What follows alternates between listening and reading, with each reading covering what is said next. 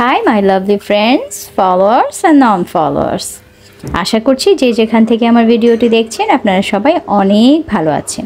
আলহামদুলিল্লাহ আমিও ভালো আছি। আজকে আপনাদের জন্য নিয়ে এলাম দারুণ মজাদার একটি কাবাব রেসিপি। এটি করার জন্য আমাদের লাগবে আলু।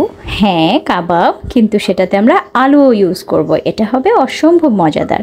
সবাই অবশ্যই এই ধরনের কাবাব করে থাকে বা চপ করে থাকে, বাট এটা একটু ডিফারেন্ট লাগে খেতে। আমি আমার মতন করে ট্রাই করি, সেটাই শেয়ার করছি। আলুটাকে এভাবে একেবারে স্মুথ করে নিতে হবে। কাঁটা চামচ দিয়ে করলে যেটা হয়, অনেক সময় দানা দানা থেকে থাকে, সেটা কিন্তু মুখে একেবারে টেক্সচারটা সেরকম আসে না। ঠিক আছে, দানাগুলো মুখে লাগে। আর লাগবে আমাদের ফিশ। ইয়েস, এটা হচ্ছে ফিশ কাবাব। যে কোনো মাছের লেজ আপনারা ইউজ করতে পারেন। আমি আজকে আমার রুই মাছের যে লেজগুলো জমে গিয়েছিল ওগুলো দিয়েই করি।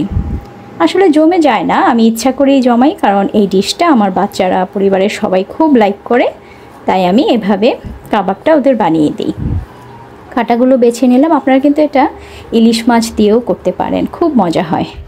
অলওয়েজ তো দেখা যায় ভর্তা খাওয়া হয়, বাট এভাবে করলে কিন্তু একটু ভিন্ন রকম, একটু ঘুরিয়ে খাওয়া আর কি।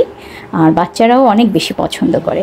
তো এভাবে একেবারে চিকন চিকন করে পেঁয়াজ, কাঁচামরিচ, লবণ, একটু জিরার গুঁড়ো এগুলো দিয়ে একদম বেসিক মশলা, খুব বেশি মশলা না, হাবিজাবি কিছু দিলে, কারণ আমরা জানি আলু বা মাছ এগুলোতে খুব বেশি হাবিজাবি দিলে টেস্টটা নষ্ট হয়ে যায়।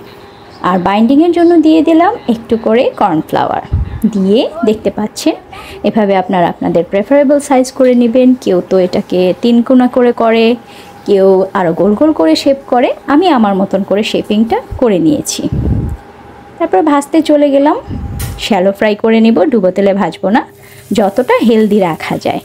ঠিক আছে, জাস্ট আসলে মুখের মজা ঠিক রেখে হেলদি ওয়েতে করার মানেই তো হলো, মানে আমরা বাসায় যারা কুকিং করি আমাদের মূল উদ্দেশ্যই কিন্তু থাকে এটা, যতটা হেলদি ওয়েতে টেস্টি করে খাবারটা প্রেজেন্ট করা যায়। তো এইভাবে আপনারা ডুবো তেলেও ভেজে নিতে পারেন, আর আমি তো শ্যালো ফ্রাই করে নিচ্ছি। একেবারে গোল্ডেন ব্রাউন করে ভেজে নেবেন। এখানে কাঁচা কিছু নেই, সবটাই হচ্ছে আপনার রান্না করা জিনিস, তাই খুব বেশি সময় লাগে না, অল্প সময়ের মধ্যেই কিন্তু হয়ে যায়। এই যে দেখতে পাচ্ছেন, তারা আমার সব কিছুই ভাজা হয়ে গিয়েছে। তো আপনাদের সঙ্গে ছোট একটি ভিডিও শেয়ার করলাম। রেসিপিটি যদি ভালো লেগে থাকে অবশ্যই আমাকে কমেন্ট করে জানাবেন, আর কারা কারা এভাবে করে থাকেন সেটিও আমাকে জানাবেন। এটা কিন্তু খেতে দারুণ টেস্টি হয়।